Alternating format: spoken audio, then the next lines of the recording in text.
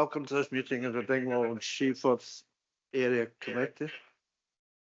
Okay. And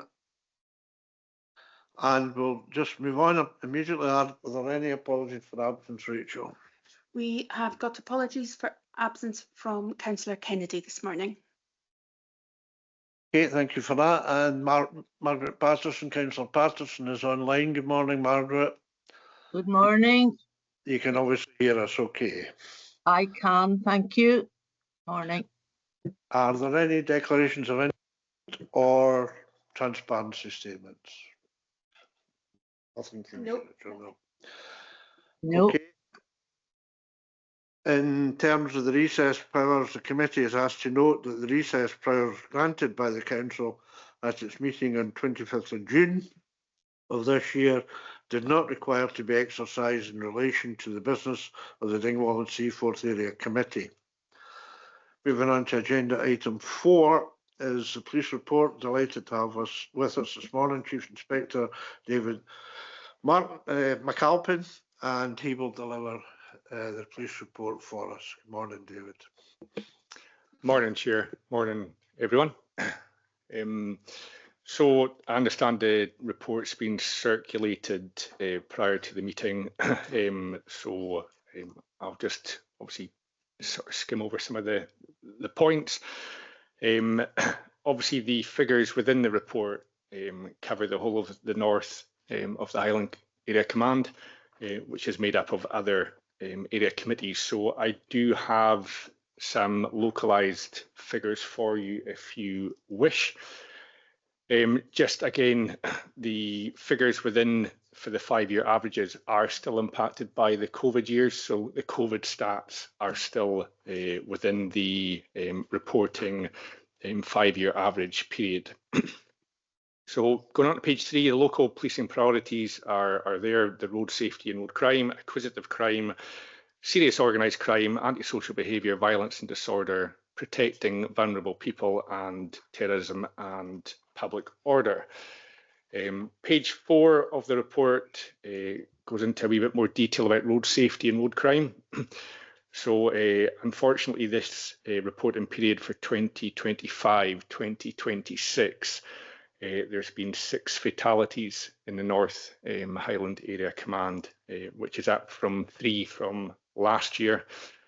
There was no sort of one specific area of the North where there's been several of these incidents. They have been sort of occurred across the whole of the North area, and obviously the traffic, Scotland and the roads authorities, etc., are fully involved in any updates with the road policing unit, which will carry out a collision investigation as to the cause, and obviously work closely to see if we can prevent any further collisions occurring. Drink drive offences are up for this reporting period 2025-26. We're up to 262 compared to 243 last year's reporting period 24-25. And then speeding offences are up on last year's figures as well, up to 342 from 248. And just at the bottom of that, page 4, there's just a breakdown between North Highland, Inverness Area Command and South Highland for figures. Moving on to page 5, we have the antisocial behaviour, disorder and violence, including alcohol and drug misuse. Sadly, there was 1 murder in North Highland Area Command for the reporting period. We have had an increase in assaults, so we're up to 652 for 25-26 compared to 584 for period 24-25. Serious assaults in the area command are down this year. So for 2025-26, we've got 28 reported, whereas last year, the same reporting period, we have 33.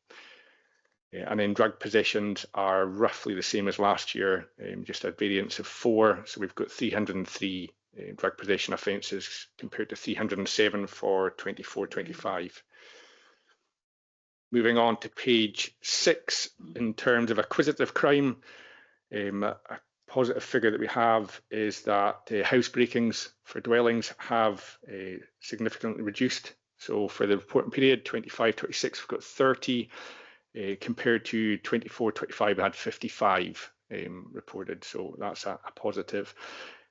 Unfortunately, we've seen an increase in fraud, and that's a sort of trend that's continuing into this reporting period, but fraud is up. We're 192 for 25-26 compared to 170 for 24-25. And a lot of that is done sort of via telephone, online, and individuals responsible. A lot of them are not based within the UK. It's out with European countries, or even into sort of African countries and that as well. So the individuals, sadly, that do this are very good at tricking people into believing it's either the bank phoning or they need to check their accounts, etc. and that as well. So another trend that we're seeing is theft by shoplifting has increased for the year. So for 25-26, it's up to 247 from 206 the previous year. Part of that could be cost of living has obviously had an impact, certainly in the north, with fuel prices, etc., going up, and obviously the cost of food then goes up in that as well. So there are some sort of social economic issues that will have that impact. And theft of a motor vehicle is increased from 17, 24, 25 period to 30 for this reporting period 25-26.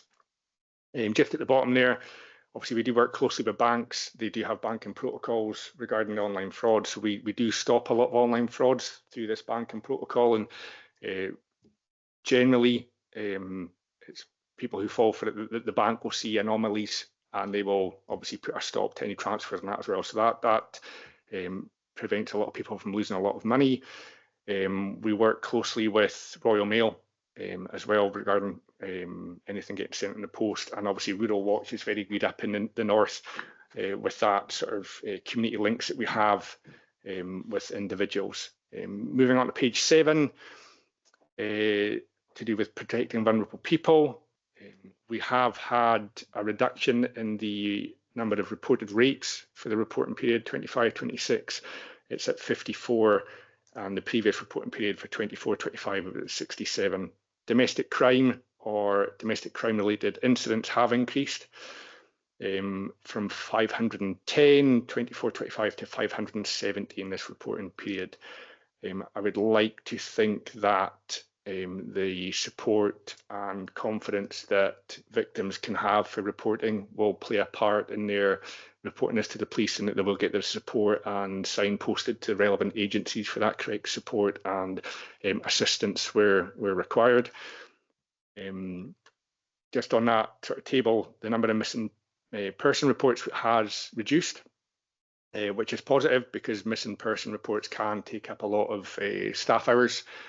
So if they have reduced, that just allows officers to be back out engaging with the community. And we do a lot of work through a missing person coordinator with care homes, etc., to see how we can get the best reporting mechanisms for missing people to reduce that number as well. Going on to page 8, drug supply offences. Much and such as last year, just a difference in one. So we have 43 drug supply offences for 25-26 compared to 44 for 24-25 reporting period. Obviously, it mentions here about county lines. County lines affects everywhere in Britain just now, and it does affect the Highlands and Islands. And obviously, we have a dedicated team that work towards trying to reduce that number in the area. So that work will continue and will always be ongoing. Page 9 is just a section about the counter-terrorism work that's ongoing in the division, and that ties in nationally with what's going on as well. And then page 10 is just a breakdown of all the crimes and figures, and I'm quite happy to go into more localised context for yourself if you wish. Thank you. No, thank you very much. I understand entirely what you're saying about the fraud. They've got so sophisticated. I mean, years ago you would get a surprise letter from a Nigerian prince promising you 7 million if you returned the letter, but nowadays I got a letter recalling my wife's car last week because of a fault which was to be fixed for free, and I thought scam, and it wasn't. So it's the sophistication levels that have increased dramatically. Sadly, I think social media has a part to play because people put a lot of information on social media now, so their names, and people are very good at sort of trolling social media to get more information, and they'll phone you with maybe your pet's name or that as well. So the individuals that do this are very skilled, are very persuasive, and sadly, it just takes one person to maybe think that there's an issue and then they fall for it. So we do work and put out obviously social media posts ourselves about trying to warn individuals about it, but sadly there's still too many people who are getting scammed. Could touch on priorities, the policing priorities, and they've remained the same for a while, and that in itself is not surprising. But I remember a number of years ago we used to have an annual consultation, both with local members and with community councils, as to policing priorities. Has that just disappeared? Is that part of the resource issue? Be perfectly honest and say I'll have to get back to you on that. I know there is obviously ongoing engagement all the time in that as well with the priorities, and obviously we'll look at figures as well and go by stats to sort of shape what we're going to tackle. But we do rely on that public engagement as well to identify ongoing issues in that area as well. So.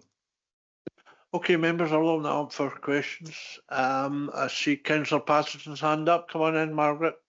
Yes, thank you very much, Liam. I don't have questions because it was a very thorough report that you have given us, and thank you very much for that. But I just want to say how worried I am about the shoplifting, because you hear it all the time that it's going on. And I'm aware the prices have risen, but that is no reason for people to shoplift. And it's going to get even more as the winter goes on, because prices are going to rise. And I don't know what the answer is. And I'm sure you don't have a neat answer for it either, except that you just have to continue on trying to stop it, because maybe the bigger stores can afford it, but they shouldn't have to. But it's the smaller shops that I worry about, because it's a huge minus to any of the wage that they're making for themselves. So I don't know what we can do about that. But I really just want to thank the police for carrying out their duties and in such a caring way to the public, because we know that they are struggling with staff, as everybody is.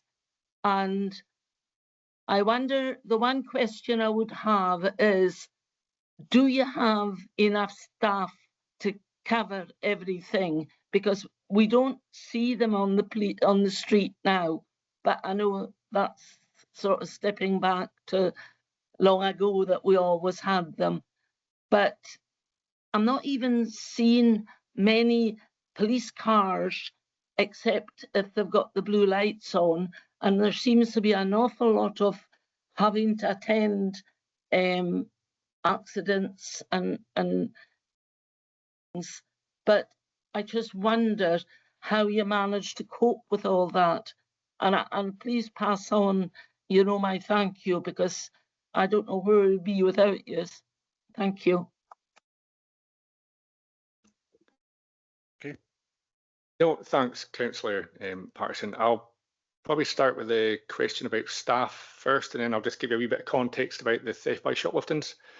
I suppose if you ask any police officer, any area commander, will always say we would love more staff.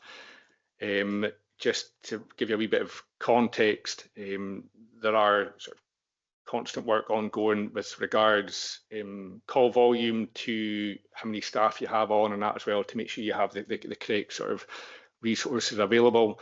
Obviously, we are just N division, which is obviously the Highlands and Islands, but within the N division we have other divisions as well. So we have the road traffic unit, we have the operational support division, we have, you know, the serious crime sort of division and that as well. So it's not just sort of N division officers that are in on duty at any one time. We do have minimum requirements of staff that are worked out so that we have them on so that we can obviously deal with the demand. Yes, there are times when we will have peak calls where, just depending on the number that come in, calls might get stacked up. But yeah, I would like more staff. I think, as I said, everyone would, but obviously there's obviously a lot going on with regards budgets, etc., and that as well, which dictate, you know, and I think I mentioned the councillor McKenzie earlier on. Obviously, the number of 17, I think it was 324, that used to be the guaranteed number of officers for Police Scotland has been reduced now. I think we're sitting round about 16 and a half, maybe just under. So we are probably near 1,000 officers less compared to where we were a few years ago. So that will have an impact overall. But we continue to do what we can. We'll always be there. The calls get graded so that the calls of the most serious nature will be dealt with first, and then obviously sadly some people might just have to wait for the lower priority calls, but they will be graded for threat, risk and harm, and the greatest threat, risk and harm will be dealt with first. Just to go on to your theft by shoplifting, just to break it down into Dingwall and Seaforth area. So for 2024-25, there were 74 shopliftings. This year, or sorry, for 2025-26 period, it's 59. So it's gone down from 74 to 59 in this area committee area. And a lot of that is we've got prevention and intervention officers. So we have engaged with all your shops, your retailers, and we will do like a security survey on the premises, and we will put in recommendations to see if you, for example, don't have this displayed near the front door, have it displayed further back into the shop and that as well. So we will give security advice. Some shops do listen to it. Some shops do not take it on board because it may affect their sales or the number of sales and that as well. So we do engage regularly with shops and premises. And now with most shops having good CCTV systems, it can take a wee bit of time, but we can try and identify those involved. And obviously, if they are responsible and they're responsible for a number of theft by shopliftings, we will ask the court to impose conditions on them, so they might not be allowed to enter certain premises. So we'll ask for bail conditions if we can get that issued as well, and that will stop them going into that shop as well. But there's a lot of work that ongoing with partners and the retailers themselves to try and reduce theft by shoplifting. Thanks, David. Just a question that comes out of that. Is it largely individuals that are responsible for these shoplifting, or is there any notion that there's organised shoplifting? Yeah, obviously there are gangs that travel the UK. Generally, we have had them come through sort of Dingwall, Tesco's, Allness with Morrison's and that as well. Touchwood, we don't have it very often. It does happen. They will travel the sort of length and breadth of the country. Previously, we've had it was sort of electric toothbrushes and sort of a high-end electric razor blades are very popular ones on that as well. But in general, it's individuals. Some of them will have addiction issues. Some of them will have financial issues. So we have a harm prevention officer. So if we identify anyone with vulnerabilities, we will try and work with them, try and get them the assistance and support they require to put them on a different path. And then obviously the shops themselves know the sort of repeat offenders, and we'll try and monitor them when they come in and that as well. So it's generally sort of one or two individuals that are sort of responsible for a large majority of those. That's what I thought. Angela? Yes, thank you, David, for coming today. And I know it's probably very difficult for police to do everything that they're asked to do by the public. And I do recognise what Councillor Patterson is saying about the good work that's done, and also about the work you do with community planning partners as well. But I suppose our job today is not just to pat you on the back, but to highlight where there's issues. And I think the public want to ensure that they feel safe, and sometimes they don't. But if I go through this report, what they expect is for the information they get maybe at community council level to be accurate. And I accept the fact that there's perhaps some reasons why we can't give specific details because it would disclose names or you know, maybe crimes are ongoing.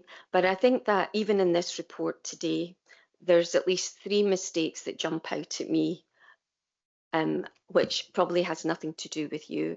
But one's on the very start is about the misspelling of your surname, Applin instead of McAlpine.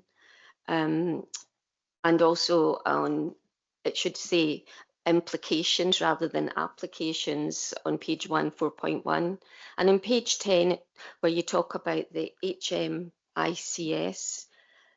it still says Her Majesty's inspection on the inspectorate on the report, when the King has been in his position for some time now.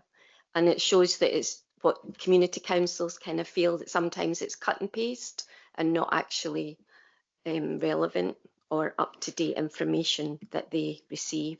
So if I go to the rest of the report, it also, as you mentioned in your introduction, you talk about the effects of COVID and how that's still ongoing. But according to the World Health Organization, COVID started in March 2020 and ended in May 2023. So while it's 2025, you know, there is a slight overlap, but could you explain in more detail what you think those issues are that have come out of COVID that are still ongoing and affect the statistics in the report?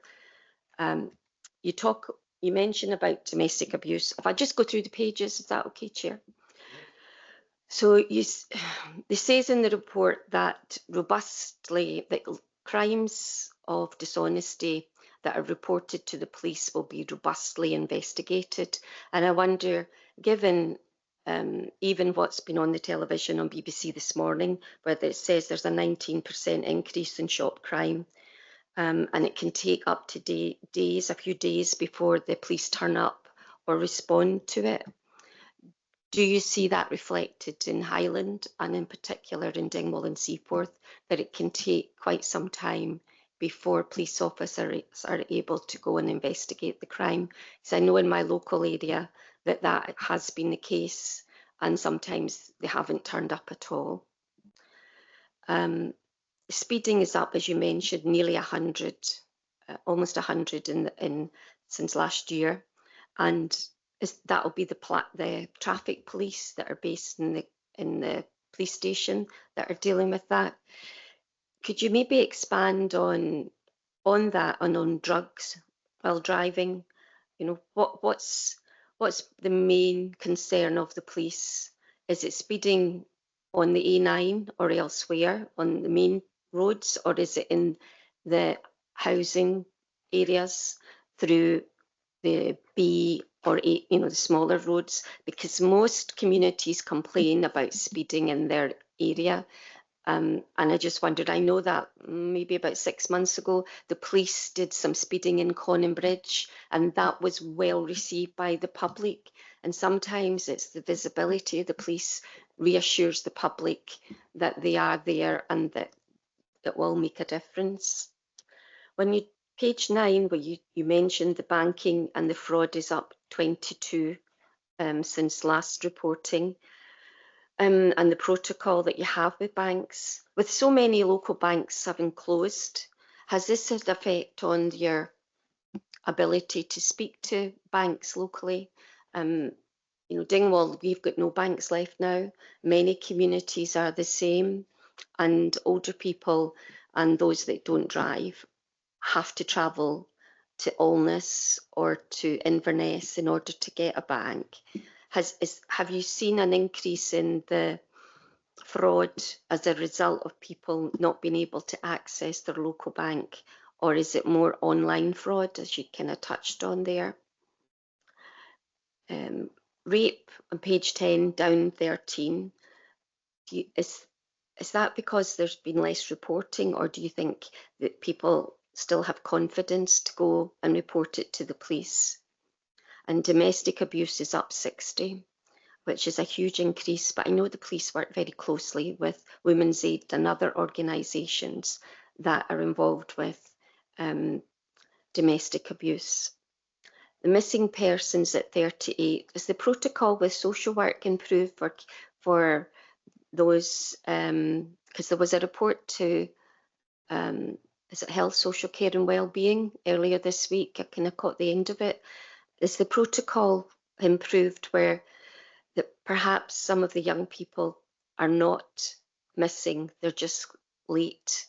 So therefore you don't have to use the same resources to go out and follow up or include them as a missing person. The hate crime you've touched on in the report, but when you look at the full report online, which you kindly had a link to, there's inconsistencies in Highland, data and IT shortcomings, unreporting of incidents, and no overarching cohesive national strategy. Have you got any thoughts on that? Because police should have good engagement, community engagement with local communities. And from that hate crime report, I mean, it does cover the whole of Scotland and the UK. It doesn't look as if, I would like to know a wee bit more of what's happening in Highland, given especially what's been happening in the last maybe 4 or 5 months. Counter-terrorism, the RAP, on page 12. Which organisations attend the workshops?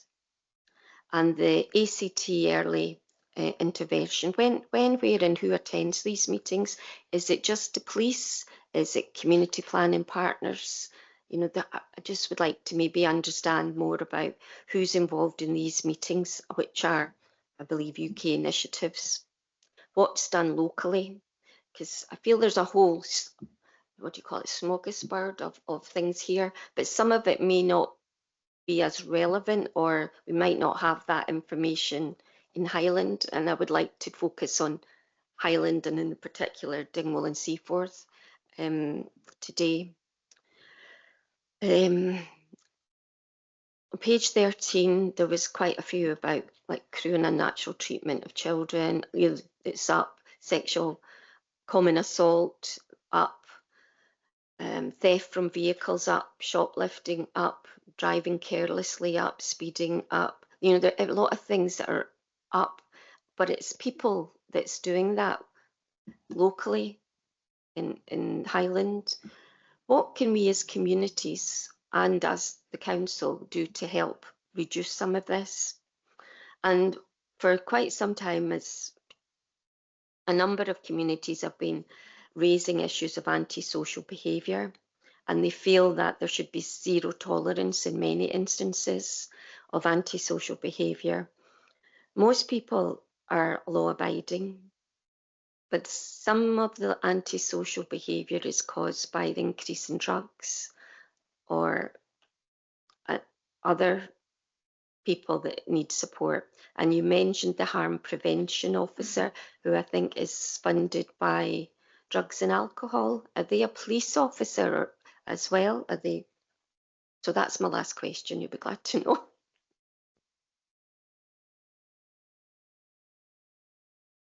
Okay, fine, a lot to cover. I'll try and I've written it down.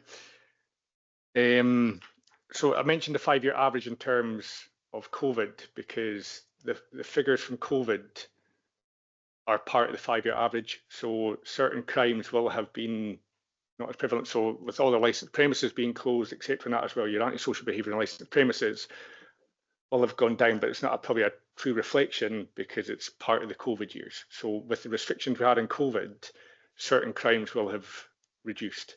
So that was on the point was in terms of that 5-year average statistic is still influenced by the COVID years and that crime reporting back then. So that was it in relation to COVID. As in terms of what has come out of COVID, I'm sure we can all probably have sort of some opinion on, you know, the NHS impact, etc. as well, but that's for other experts to talk on rather than myself. In terms of fraud, I can't also tell you if banks closing has an impact on frauds or not. A lot of the frauds that are occurring are people getting a phone call and then they give out their bank details, or they click on a link on a website or social media, and then it'll maybe ask for details, or following that, they'll get a message via social media, and then it'll then lead to bank details or card details getting handed out. The banking protocol there is to probably look at any anomalies.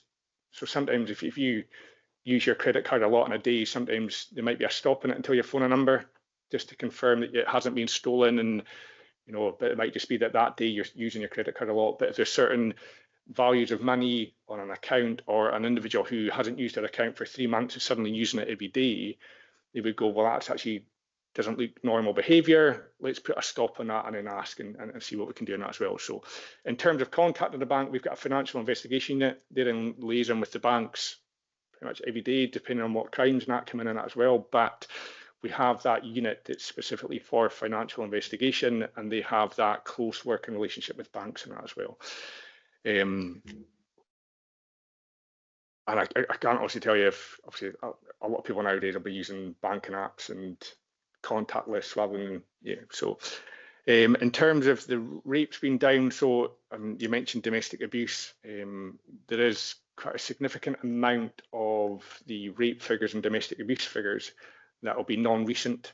So just to explain what non-recent will mean, it hasn't been done within that report in either month or the year, as in it's happened years previously, or it's, when we talk about rape, it's out with the forensic window. So we have forensic windows where we would have to do inquiries, but it's out with that forensic window, so it would be classed as a non-recent. So there are a number of those recorded crimes that will have happened months, years, decades previously, but the individual, because it's victim-led, may not have felt comfortable at the time to report it, but they feel comfortable now to report it to police, or through other inquiries. For example, sometimes through domestic abuse inquiries, we'll maybe look at a perpetrator and look at all their previous partners. Through that inquiry, it will then come that another partner, sadly, has been the victim of sexual abuse by that individual. So then that will form part of the crime stats. We do have brilliant working relationships, and the sort of third sector agencies that come in for support for domestic abuse victims and sexual abuse victims is amazing. That work is continually ongoing through our sort of public protection unit, which is based in headquarters. They have that sort of meetings on a regular basis to ensure that victims are going to be well supported if it's going to be domestic abuse crime or sexual abuse crime and that as well. So we have that ongoing. Missing persons. So we have a missing person coordinator. They work closely with the council and care homes, etc. So yes, we used to have, if a looked after child was meant to be home at 10 o'clock and they weren't home at 1 minute past 10, they would get phoned up and they would become a missing person. Whereas now it's we sort of have that understanding, actually they could just be running late.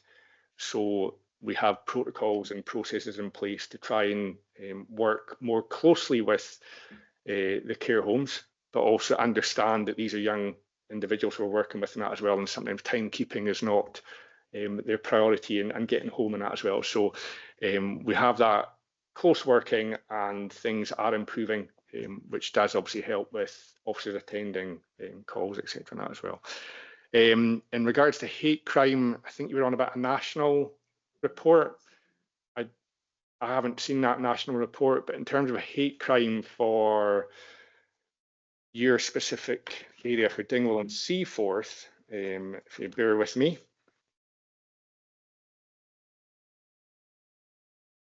find my correct page, sorry.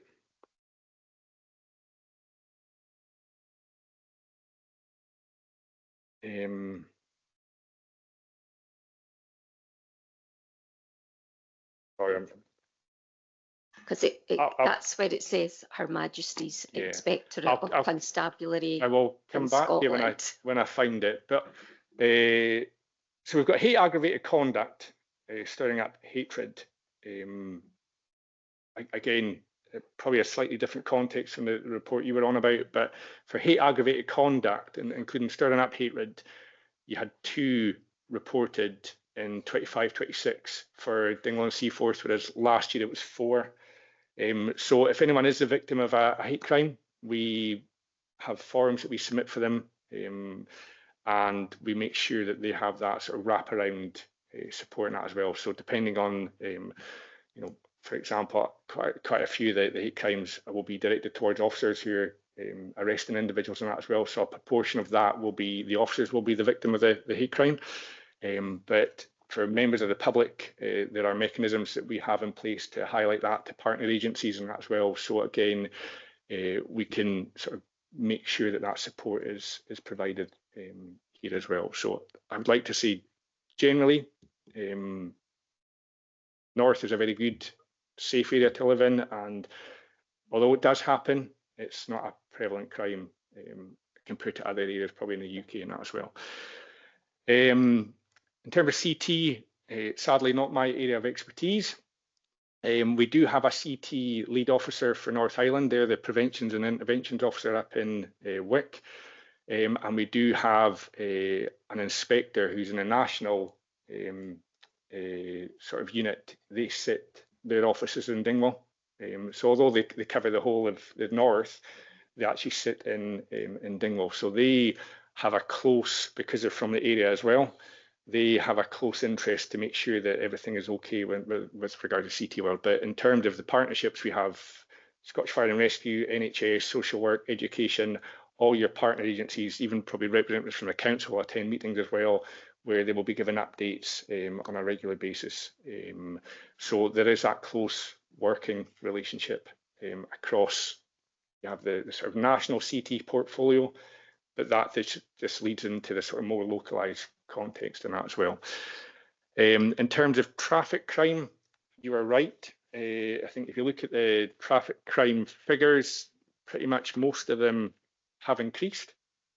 And I will say that that is because of the amount of proactive work that's ongoing, because if they're not on the road to catch these individuals, then we won't do it. But yeah, we have something called the fatal fives, which are your sort of 5 main offences that will contribute to serious injury or fatal road traffic crashes. And even just for the division, they are up quite significantly.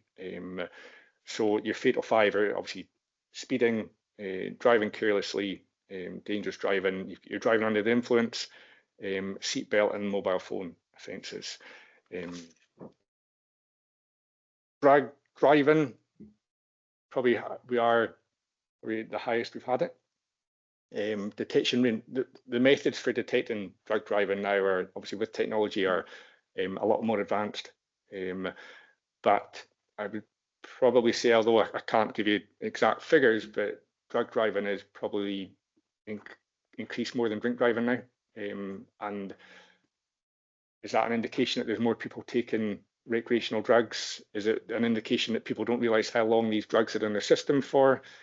It's probably a combination of both. A lot of the drink drive offences actually happen when we attend a call.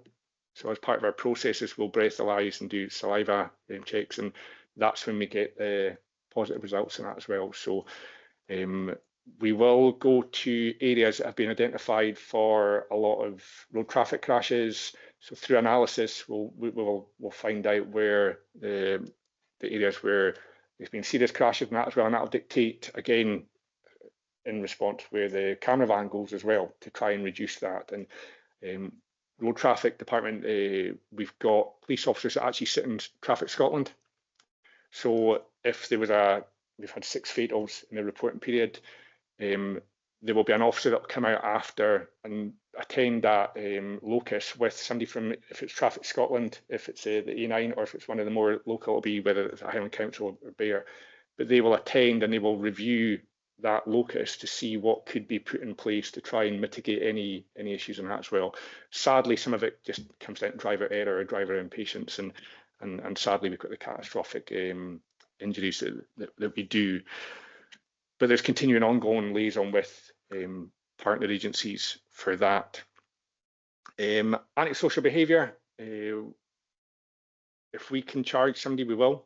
And we've got processes in place where it could be a recorded police warning, and then if it happens again, it might then go to a report, and then obviously if it happened again, it could be, obviously they get arrested, and potentially we can ask for undertaking where we can impose conditions. If it's a repeat offender and they're continually doing it, and we put them, might ask them to go to court, we'll ask the court for bail conditions. So it might be like we put them on a curfew. It might be that we're allowed to breathalyse them if they're, alcohol's an issue and causing that as well. If alcohol is an issue, that's where the harm prevention officer comes in, who is funded by that external agency. So they work closely with individuals of alcohol, drugs misuse, to try and, I suppose, divert them from that path. Not an easy task, but we do have success rates with individuals who have said to the harm prevention officer and thanked them for their intervention. And sometimes it's just that one individual who can make a difference, but it is a police officer that does do that. And then they liaise with all the sort of other partners as well. So there's that continuing information sharing. And as a division, we have a regular harm prevention meeting, just so that if anyone is repeatedly coming to the attention of the police, we'll then identify that individual and say, right, what are we doing? What else can we do? Do we need to get another partner involved in that as well? So we do have those regular meetings to try and identify those individuals. For this area, we've got something called Safer Ross, where Inspector Jack on a sort of weekly basis will share information with housing and Highland Council, etc. And then they will have a more sort of regular meeting to see, can we get environmental health? Can we get social work? What else do we need to do to try and make things better than that as well? So sometimes I think the public think we can solve it in a day or a short time. Sometimes it just takes a wee bit of time for all the sort of cogs to start turning and for that difference to be made in that as well. I think I've answered everything, Councillor. I think you did really well in picking up on all my major points. And I think that's a good point you made at the end. The public do expect things to happen quickly, but what they probably don't realise is that the perpetrator also has rights, and you have to have proof and show that everything is being recorded before it can go, to court if it needs to do that. Just on your comment there about everything being recorded, there's times when the public think we know about something because it's been on social media or someone's put it on a Facebook post or the Dingwall sort of community post. We don't monitor that. So when people say, "Oh, it's been online," that's not reported to us.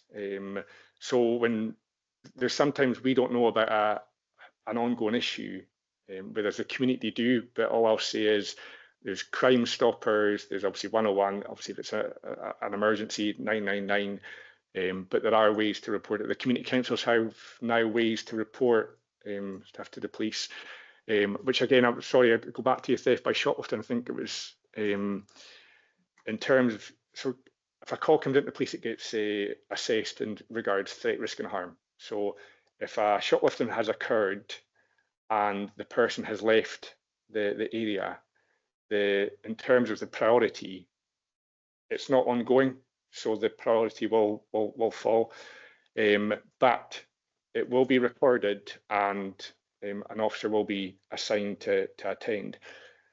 It's not always the police though, because there's sometimes when a shop or that will store up all its incidents and report them in a winner. So they might store them up for a couple of weeks and then phone and go, I've got 5 incidents I want to report, but 4 of them happened 2 weeks ago, or will be in the shop for a different reason. And then they'll say, oh, last week I had this, can I report it now and that as well? So yes, there are maybe time constraints for the police, but there's also timing issues for shops and that as well, reporting it. So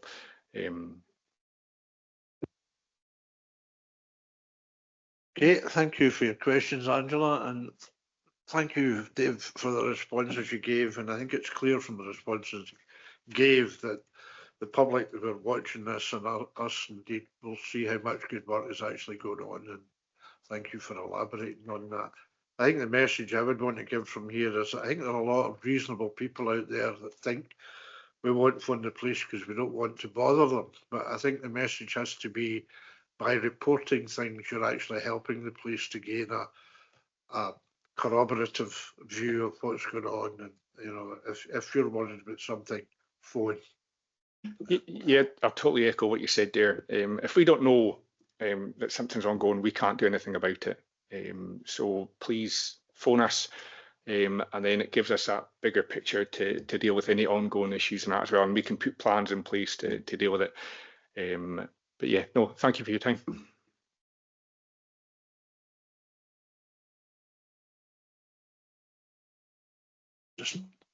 Okay, thanks very much, Dave, for giving us your time this morning, and as ever, you have our support in what you do.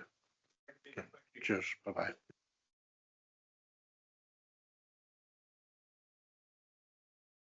Okay, folks, I'm afraid we're going to have to take a slight pause. The system's gone down, it's going to have to be rebooted, so I don't think it'll be a long pause.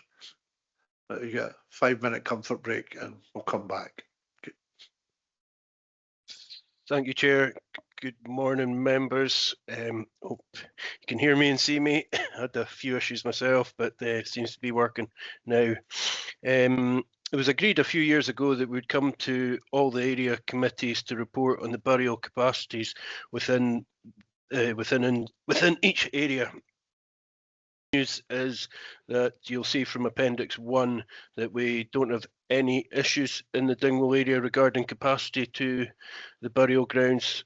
Out of the 3 operational cemeteries in the area, all have at least 50 years plus capacity.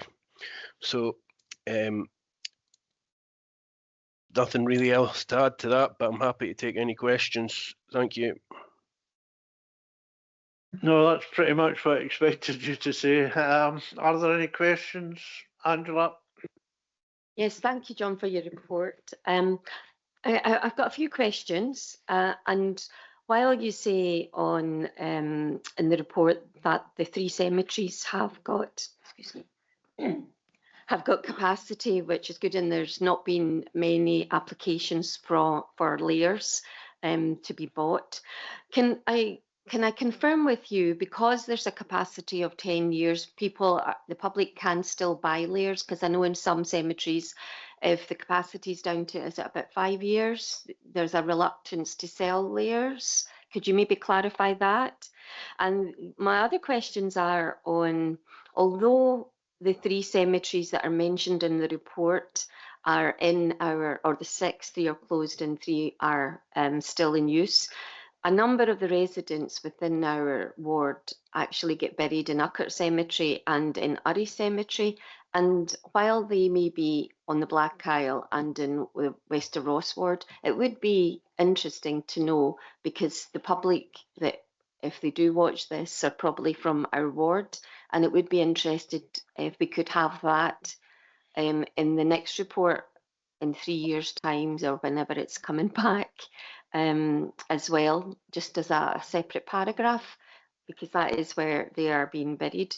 My other question is on the budget that was mentioned at page, they said for 23-24, which is 1 year, 2,226,000 was in the budget for that year. And for the next 5 years, for 24-25 to 28-29, there's 4.168 million. So that's 833,600 per year, or how is that being split up over the 5-year term, or am I reading that report wrongly? Thank you. Over to you, John. Thank you, Councillor McLean. I'm busy trying to see if I could get the quick numbers for Urquhart for you. Again, that'll be reported to the committee. Urquhart new, just for quick, has got over 26 years capacity, and I think Urry is just over 10 years capacity. But we can certainly take that to look into putting in a future mention about that, about those two cemeteries. Regarding the pre-sale of layers, I think you mentioned about 10 years. So generally the rule is if it's got less than 10 years anticipated capacity, we wouldn't pre-sell layers. The only other thing there is I think it's, once we get down to, I think it's about 15 layers. So if it's 10 years or less than 15 years layers available, we wouldn't pre-sell, and that's unless we have a plan for future extension. Regarding the budgets, that's the capital budget, as you said, it was approved back in September. We worked with the capital board just on the exact spending on that. I think the last communities in place paper covers just to spend where we are there. There's obviously a number of projects we have across Highland that we're working to. I can certainly dig out some more information on that for you if you'd like. Thank you. No, that would be useful for me, thank you. And just to confirm that the 4.168 million that's in the report is for the over the 5 years, or could that change? For instance, you know, a number of our residents are also use the crematorium in Inverness, and more and more are saying that they're having to wait longer for the services to take place because Inverness and the surrounding area is growing so much. And I wondered if there was any thoughts with when you're on the Bereavement Services Board about looking at a new crematorium somewhere else in Highland, for instance, you know, Outurn, Dingwall, round about this area to take capacity from elsewhere, or have you looked at any options at all for a new crematorium in Highland? Thank you. My position as Chair of Communities in Place, I can partially answer that. I think services are taking longer at crematorium just now because of the replacement of the cremators, and hopefully that will be, from that point of view, that will be overtaken by the end of the year. We have had a look, certainly, at the possibility of a second crematorium in Fort William, which we reckon might be useful for some parts of Argyll as well as Highlands. But I'm not sure how far that's progressed. So maybe you can pick it up from there, John. Thank you, Chair. Regarding the times for the cremations, we generally don't have extended waiting times at present. Usually we are no problem within sort of a week to certainly under 2 weeks. As the Chair mentioned there, we are going through a bit of a refurbishment at the crematorium. So when the first new cremator got installed in April, we were down to one cremator for about 6 weeks. But cremations, we were still within a 2-week period of waiting times for available slots. Again, on the refurbishment, we are going to be going back down to one cremator in a couple of weeks' time. And again, that'll put a bit of pressure on available slots. We have got we're able to do 5 cremations a day for the period we're down to one cremator. Again, we'll keep on reviewing that. If we find that there is going to be extended waiting times, for example, well over 2 weeks, we would look to see what arrangements we can to increase the capacity. Overall, generally, the when we're up to both cremators working, we do approximately about 1,300 cremations a year in Inverness. That's well below the capacity that the facility can do. But as the chair mentioned there, we have done provisional looks at options potentially in Lochaber, and we're just in conversations with a consultant about pulling together a sort of options appraisal almost on that, which will be taken back to the CMP committee at a later date. It's also true to say Lochaber was chosen partially because we have capacity issues in that area and seemingly no suitable ground to further expand elsewhere. Would that be right, John? That was correct. That was one of the reasons it was kind of earmarked. Again, I'll just like to reiterate, it's very, it's just literally an options at the moment we're looking at. There's no decision at all been made. So, Margaret? Yes, thank you very much. Yeah, I'm very happy to hear that the capacities for our wards are really healthy, because it is a worry. At one time we were struggling and we had to sort of refuse people by early, but you know, knowing what the Black Isle and all has, that would be very good, but we really need to then include Everton, because and Allness and even Tain, because I know quite a number of people from this area. They used to belong there and people go back to where they belong to. So that is important as well. What I was wondering was, there must be quite a number of layers that are never ever used. How long, you know, is there any way that we can use them if we trace back and find out if they don't want to need them? That, because there must be quite a number, you know, and I also wondered, do we still have layers in St Clement's School, in St Clement's Churchyard, which belongs to Highland Council? Thank you. As far as I'm aware, Margaret, that St Clement's Churchyard is closed completely. John, over to you. yeah, just to reiterate that, Chair, that no, there's no available layers at St Clement's. But going back to the first point regarding other cemeteries and other areas, as I mentioned just at the start of the report, that we go to every area committee within the year. So all those reports are similar to the one that we just presented today for each area, so that information is available.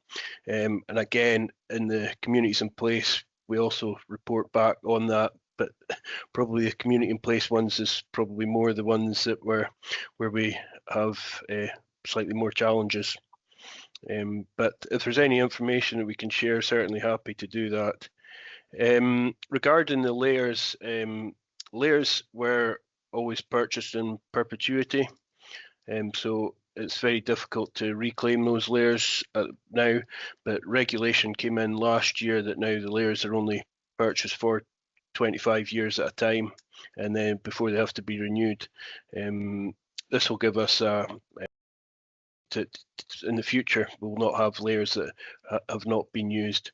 I believe the restoration of layers, I think that's something else that the government is looking into in the future through the regulations in the Burials and Cremations Act. Can I come back there? When I asked about St Clement's, I know there's no layers, I know that. I wasn't asking that. I was asking, do we still bury people? And do we have layers that are still being used? Okay. Somebody asked me the other day, that's why I'm asking. Okay, John, can you answer that? I maybe need to double check on that one. If somebody owned a lair in St Clements, and we've got it on the records that they own the lair, and there is capacity in that lair, we certainly could do an interment there. Again, once you get to these sort of historical ones, it gets a little bit trickier with the records, and people don't have paperwork as well. But certainly we take each case individually. I'll pass that on to the person. Okay, members, any other questions? No. We are asked to note the current capacities, and if we can retrospectively note the police report at the same time, that'd be useful. Can we do that, members? Thank you. John, thanks for your attendance this morning and for answering these questions from members. Thanks again. Bye. Thank you. Bye-bye.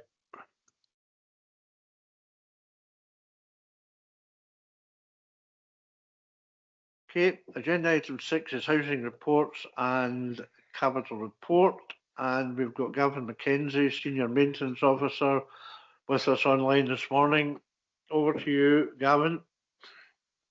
Morning, morning Chair, morning members. Just a quick introduction for those that don't know me. I'm Gavin McKenzie, I'm Senior Maintenance Officer based in Alness. So I form part of the team responsible for repairs delivery. I'm here this morning to present the housing repairs and capital report from 1st April 26 to 30th June 26. That's a Q1.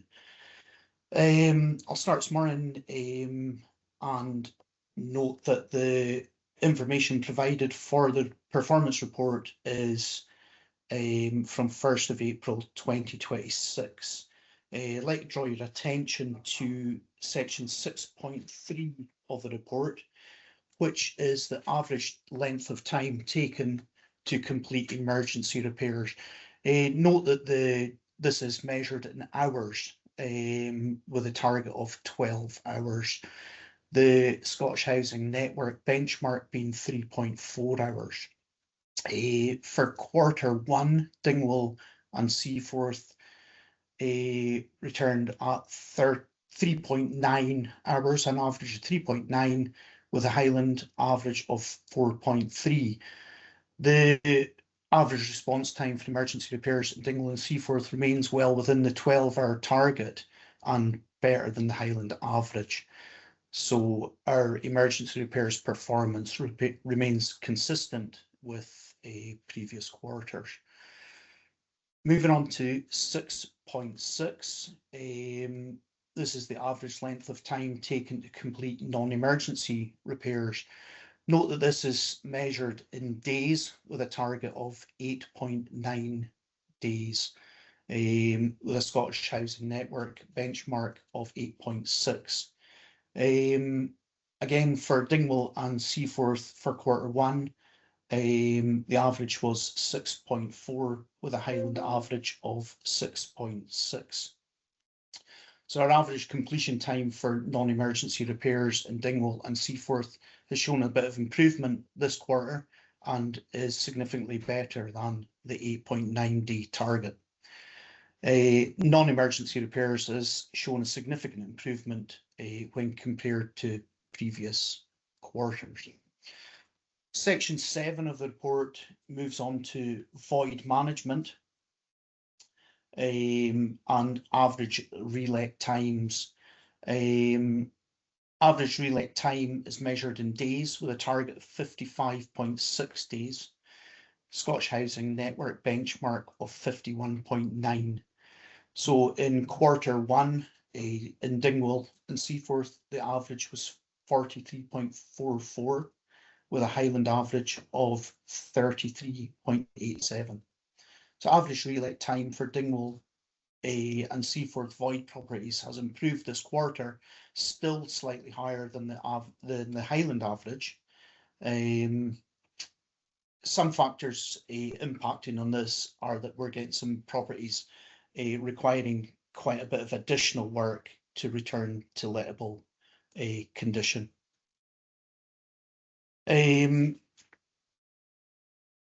Just moving on there to section 8.5. And this is the environmental capital projects. The environmental capital programme continues to support local environmental projects and estate enhancement initiatives across Dingwall and Seaforth.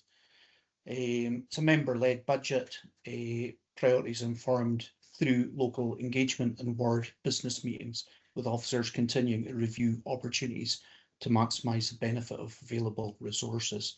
We have a few projects ongoing in the area. Rebuilding of a wall in Millbank Road is ongoing, with some paths and steps in Seaforth Road which are ongoing, and a communal path in Balverde which is ongoing.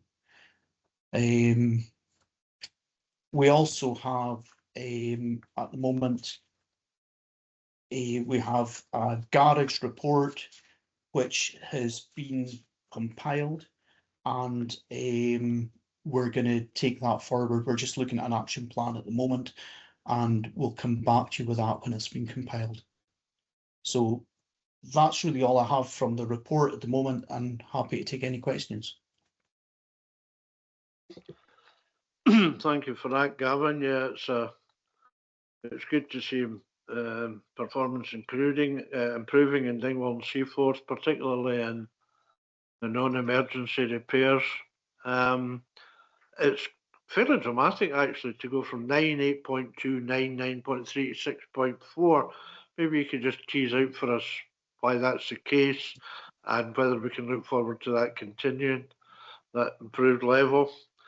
And at the environmental capital project, it's helpful you tell us about these ongoing projects, but could you be a wee bit more specific and give us a timescale for the completion of these projects?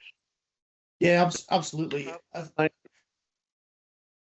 think yeah, the improvement there for our non-emergency repairs, yeah, it's certainly quite significant. I'd like to hope that would continue. We're certainly working very hard to for continued improvement. We've had one or two kind of new staff members. We've had some staff off sick who have returned to work now. So I feel that we're maybe better equipped to deal with repairs that are coming in. So yeah, we're working hard. We're still looking to increase our number of trades. We have quite a few subcontractors working hard for us as well. So yeah, going forward, hopefully that trend continues. In relation to the capital programme, I know that was kind of paused for quite a while. The officer leading on that had been absent from work, so it is now back. He is currently compiling a list of projects in the area. I've seen the spreadsheet that he has there for that. So I would say in terms of timescale, we'd probably be looking to the next 2 to 3 weeks, maybe a month maximum before we get that back to you with projects for consideration, and then we move forward from there. Okay, would it be possible for us to be kept up to date with the termination dates for these projects when you have them? Yes, absolutely. That's the plan. I think the officer has certainly been in touch with quite a few members within other wards, and if not even in this ward. So that's ongoing. So yeah, the updates will be coming. Yeah. Thank you, Angela. Thank you, Chair. Yes, we did get an email near the end of last week, I think, and I put back my comments on some projects that I thought would be included but are not, from the information that we were all sent. So it is good to see that the housing repairs are doing much better, and the reletting has improved as well with a much higher average. Is that because you're getting into the properties earlier, Gavin, in order to do a checklist of what works are needing done before the tenant leaves? And on page 23, 8.1, the capital works, the aids and adaptations, is there any waiting list, or can you give us an idea if there's a waiting time for assessments to be made? Next report, environmental health, they talk about they've helped in some areas, but it's private housing. I just wondered if there's any delays in getting some of the aids and adaptations completed. On 8.4, what's that one? Yeah, I'm in the wrong page, sorry. But 8.4, you talk about a lower level of demand. What's that for? Capital. Yeah, 8.4. And that there could be a one-off capital programme that's in a favourable position year end. Most budget lines are underspent. And you mention about reprofiling some of the budget at 8.5. And my answer is no. We've got a list of projects that communities are looking to see in the housing development areas, between tidying up areas that haven't been done by amenities for many years, to fixing broken slabs and paths. And I really hope that, given that we used to do a lot of going out to rate your estate with members in the community, I would suggest that there's no shortage of projects that we could be doing with that money. So I don't want to be seeing it reprofiled anywhere else. A number is about complaints I've had is about handrails over steps that are needing replaced or painted. So, and if you could say a little bit more about the garages, probably about 3-4 years ago, in fact it'll be longer, but during COVID, there was a project to make take away some of the garages and just create car parking spaces, and that was what our money was being used for, but it never happened. So I don't know what happened with that money. Thanks. Back to you, Gavin. Thank you. Yeah, I think certainly the turnover time is probably due to early access into the properties. We're working hard. We're working hard as a team here to try and get into the properties as early as we can. It's not always possible to get into the properties prior to them becoming void, but as soon as they are, we're into them. We're getting the list of works allocated either to a subcontractor or preferably to our in-house trades. We do pre-termination inspections, which are very useful. Not always for getting the work done prior to the house becoming void, but certainly to giving us a good idea of what's going to be involved, and that's certainly very useful. In relation to aids and adaptations, I'm not aware of any significant delays. Again, we're working very hard to get these done. We have quite tight timescales to get through them. Some of the bigger jobs, such as wet rooms, adapted kitchens, etc., which come through our aids and adaptations, do take a little bit longer, but then that's down to very often pricing, getting quotations back from contractors, and then working with contractors to free up time in their diaries to get them done. So I'm not aware of any major delays, but I'm kind of happy to look at that if there's any specifics and kind of feedback to you on that one. In relation to handrails and steps, I know that our maintenance officers are out in these states. They are reporting back to them, and some of these projects will be put forward to the environmental capital budget, and projects which will be put to you for consideration. So we are working on them. Unfortunately, there are so many of them that I don't think we'll be able to do them all. Certainly not all of the one budget, but we are compiling a list of these for future consideration. The garage report has been compiled. It was finished off about a fortnight ago, maybe 3 weeks ago. I've seen the report. It's very, very good. It's very detailed. That's been put to our senior management for consideration to come up with an action plan as to what we're going to do with it going forward. I know there was plans to demolish some of the garages which were no longer being used and which were beyond economical repair. So I'm sure that that probably will feature, and it's not going to be particularly long. I would imagine you will hear from that very, very shortly. That will be fed back to you quite shortly. I actually spoke to one of the managers this morning specifically about the garage report, and he was told that yes, there is an action plan moving forward. So you'll become aware of that quite soon. Thank you very much for your comprehensive reply. Thank you. Thanks, Gavin. Margaret? Yeah, thank you very much. Thank you, Gavin. That was a very good report. It's always good to hear good news.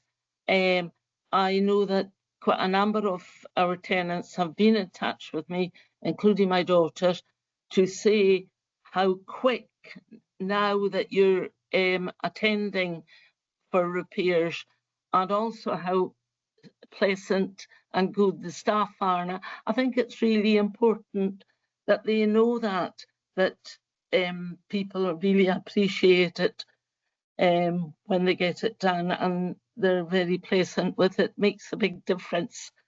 So I want to say that. And the garage repairs, well, that's another problem. It's very slow, and it's only half repaired in most of them.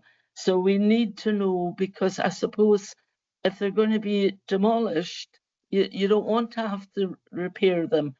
And there's quite a number, that say to me, we don't know who's in that garage, but it's full of staff.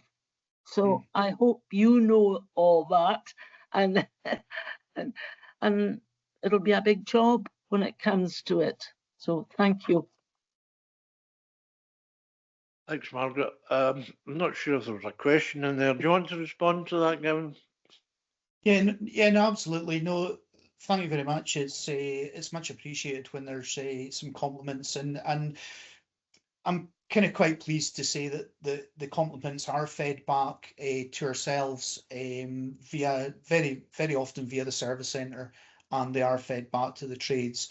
We've got a really good team of trades, and they're certainly working very hard to get the repairs done. It's nice to hear that they're conducting themselves well in tenants' houses, and we're providing a good service. In relation to the garages, as I say, the report is just fairly recently been finished off for the area, so I don't think it's going to be too long before you do start getting some action on that. We are looking at garages which are in a state of poorer repair, let's say, and we are looking to kind of keep them tidy and safe, but without spending too much money, with a view to them being potentially demolished or a kind of, sort of repurposed and put back into the letting market. So we have to be careful that we don't spend too much money on garages that are in a really poor state, but we also have an obligation to make sure that they're safe and reasonably tidy, and that they're not an eyesore in the area. So it's a bit of a balance at the moment, with not spending too much money, but keeping them in reasonable order until we come up with that action plan, which I'm fairly confident won't be too far away. Can I come back on that, please, Chair?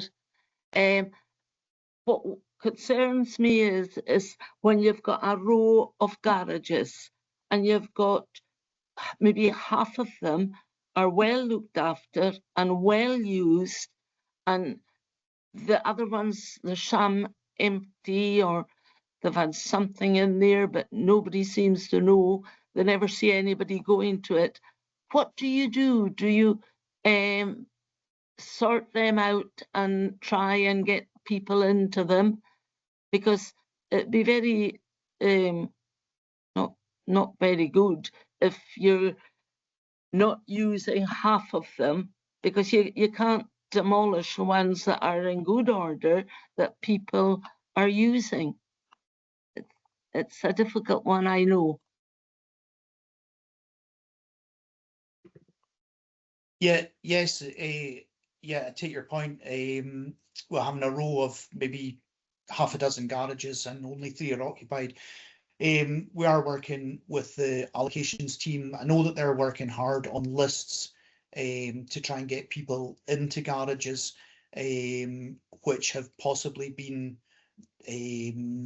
underused for the last while. In that case, where we have got people to go in, we are repairing them as demand kind of dictates. Really, we're not spending too much money where there's not a demand. So if somebody comes to us looking for a garage, then we're taking that on sort of individual case by case merits. If we can get them in and we can get some rental income from them, then that's where we're going with them. So it's difficult to kind of go forward with big blocks, because obviously where they're occupied, you know, we would have to consult with tenants as to what we're going to do, whether we're going to refurbish them or whether we're going to demolish them. So that's probably part of the management decision based on the report that we've put forward to them. So as I say, they are compiling an action plan going forward. It won't be too long, and I'm hopeful that you'll be fed back on that at some point shortly.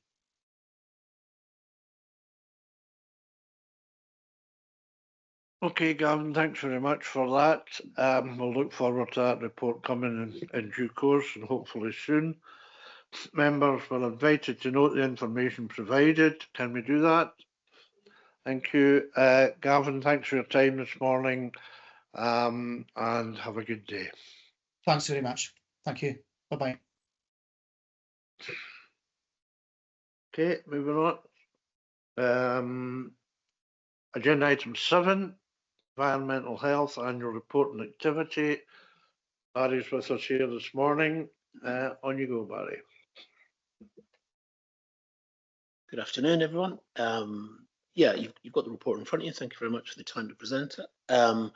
What I'll do is I'll give you a quick kind of whistle-stop tour around it, if you like, and then I'm happy to take any questions and queries afterwards. So as you can see from the report, we conduct a wide range of statutory duties on behalf of the Council with the general remit to protect and improve our public health. Our work's reactive, proactive and preventative, and we have a 4E's approach of engaging and explaining, encouraging and ultimately enforcing if we have to. We look to support the business by providing advice on the appropriate regulations and ensuring that our regulatory activity is proportionate, consistent, accountable, transparent and targeted. In November last year, we had a restructure within the environmental health team, and we now operate out of 2 areas, the north and the south. Each area has an area manager, and there are 8 senior EHOs, 1 in Caithness, 1 in Sutherland, 1 in Skye, Loch Arbor, myself in Ross and Cromarty, and there's 2 in Inverness, and there's 1 senior based in Inverness with overall responsibility for food. And the Ross and Cromarty team, which I'm part of, we fall within the area north, and we're based in Dingwall. And we've got myself who manage the team, and we cover all the environmental health functions, except for food, as I say, which is covered by the senior in Inverness. And we've presented a structure and an organogram and contact details in Appendix 1 of this report. Within the report, we've broken our activity down into 3 main areas: our reactive work, which we call service requests, our proactive and scheduled work, our programme stuff, informal enforcement activity, if there's anything, any notices that have gone through the PF, And the figures that are presented in the report are from the 1st of April 25 to the 31st of March 26, and they all relate to the Dingwall and Seaforth ward. So our reactive work, we record it as a service request, our complaints, requests for advice, consultations, and Table 1 in the report gives a summary of our service requests and a full breakdown by category type in Appendix 2. Over the last year, the total number of service requests we received for the Dingwall and Seaforth area was 560, which is, from Table 1, you can see that's pretty comparable to what we had last year, although you can see that there has been a drop in short-term let consultations, down from 67 to 18. And that's explained because the short-term lets are on a 3-year cycle, so renewals fluctuate in accordance with that cycle, so that will rise up and down every 3 years or so. And obviously another thing to note, which some of you are aware of, is the increase in abandoned vehicles that are reported to us. This is widespread throughout the Highlands, but within the Dingwall and Seaforth area, they've risen from 77 to 121, I think it was, in the last year. And of those 121, I've given you a wee breakdown in the report that 13 of them were confirmed ultimately as being abandoned and they were removed and disposed of by ourselves. 13 were removed after our initial intervention, which is notifying people that there is a vehicle there that we consider or has been reported abandoned, and 52 after our investigations were deemed not to be abandoned. We're currently undertaking a review of our operational procedures in respect of reports of abandoned vehicles, just due to the significant increase across the whole of the Highlands. We did put a report through the Communities in Place Committee on the 13th of August, specifically on this topic, and further work's been requested, and we're proposing a revised report to present that in November 26. And another category where a rise was noted in the numbers there within Dingwall and Seaforth was dog control, 33 from 14 last year, of which 4 were fouling reports and 17 were for dog bites and aggressive dogs. The dog fouling patrols are a proactive part of our remit, but our resources in 26 were focused on responding to the increase in the number of service requests.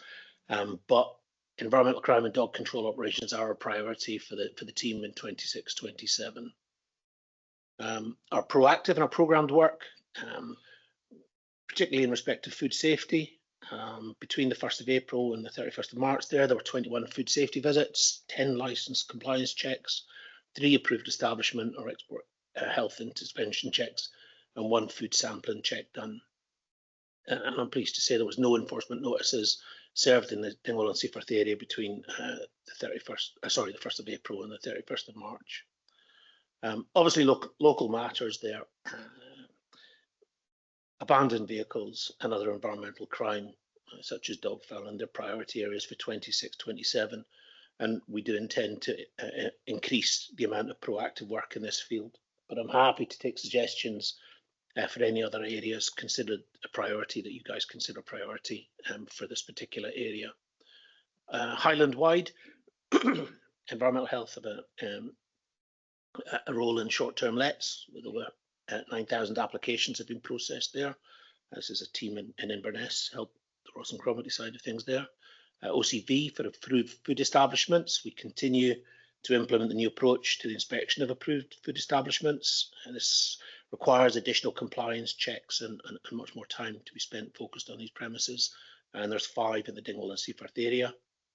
The regulation of non-surgical procedures legislation coming through from the Scottish Government, and there will be a role for environmental health to implement these regulations, to work with the colleagues in licensing. And environmental health, I understand there's new enforcement powers with the ability to serve fixed penalty notices come through, but we're waiting final guidance from the Scottish Government. And from EU exit and export certification, we continue our exit-related activities, including inspections and audits of food businesses that are involved in export to verify their compliance with legislative requirements, although changes to this are expected in 2027. Renewable developments, we have an input into infrastructure, renewable energy developments across the Highlands, In particular, the SSEN transmission projects, wind farms, battery energy storage systems and hydro schemes. Our input in the Green Freeport areas include a contaminated land assessment review and evaluation of impacts such as noise for the development of Inverness and Cromarty Firth Green Freeport. And yeah, environmental crime. We recognise that these matters are a priority for many local members, and we're looking to prioritise this area coming forward. And I'm happy to take any questions on that if you like. Thanks, Barry. Yeah, as you say, there was a full discussion about the abandoned vehicles at Communities in Place last week, and that's why we've requested a further report to come back in November, and we hope there'll be progress seen in that area. Just picking up your figures, I think you said it was 121 in Dingwall and Seaforth. Yeah. Then you gave us a breakdown.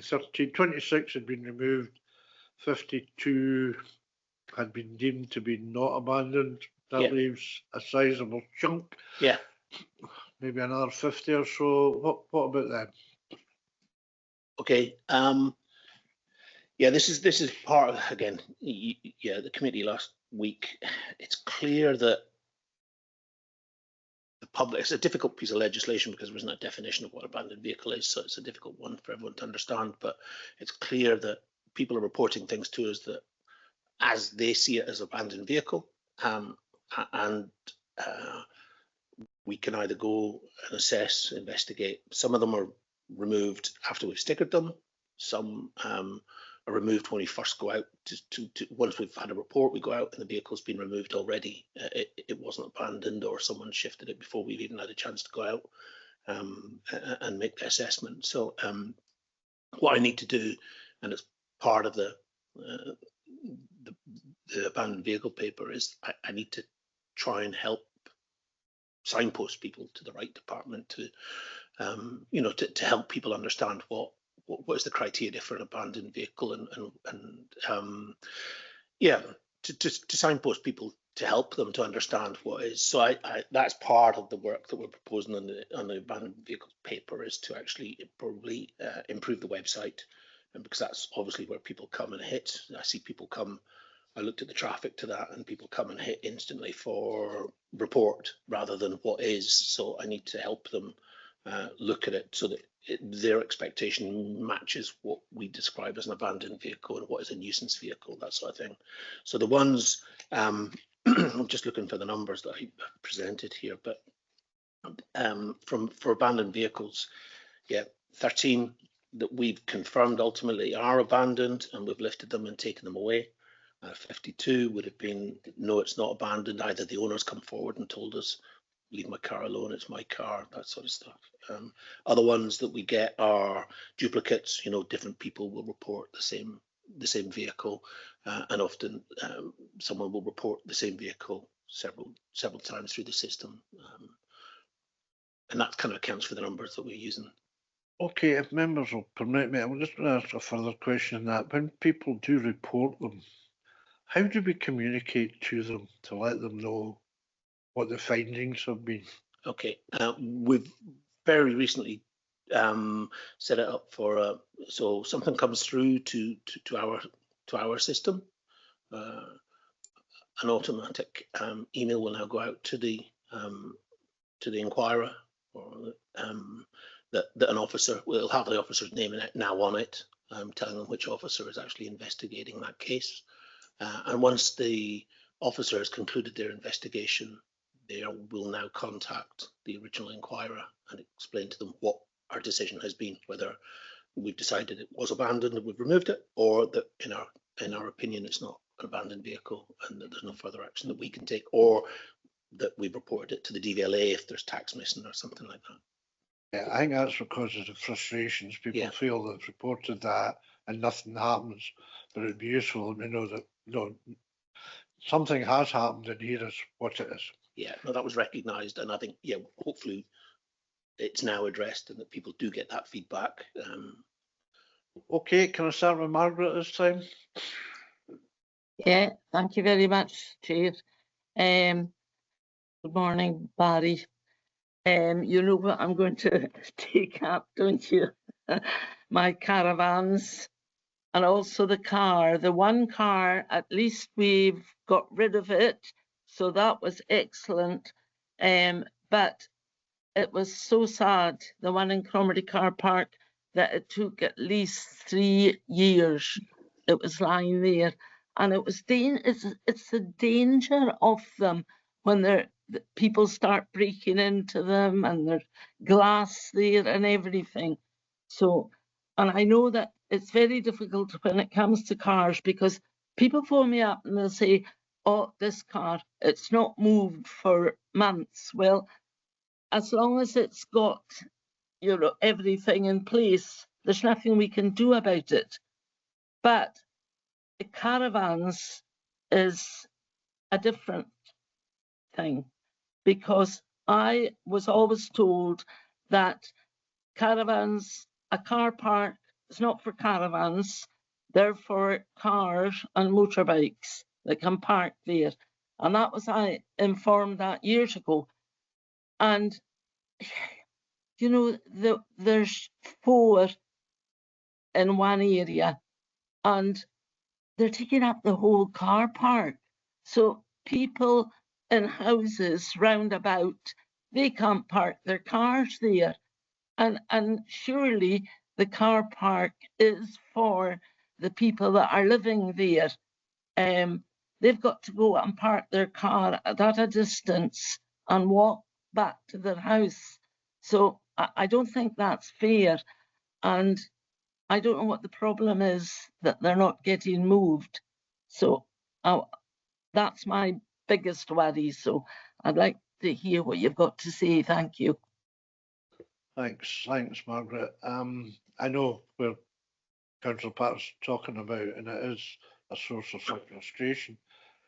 It seemed to me it would be useful if perhaps we could have a site visit on that one, Barry, and as many councillors, local members that wanted to attend could go along just to hear firsthand what the particular problems are. Is that a possibility? Yeah, I'm happy to. If we're, I think I understand the area as well. I've been out there myself. It comes back to our difficulty with an abandoned vehicle. We are working with our parking teams and housing teams to address this in other areas across the Highlands. Similar. It's not a unique issue, but for this particular area, I understand that there's 2 caravans that are there that have both, the owners have both come and explained to us that they're their vehicles, they're their caravans. It makes it very hard then to describe that as an abandoned vehicle when someone is telling you it's my caravan, whatever condition it's in. And also another part of the problem that we have is that currently for abandoned vehicles, where an officer deems it fit for disposal, we can uplift and remove something and destroy it. But where a vehicle has a value,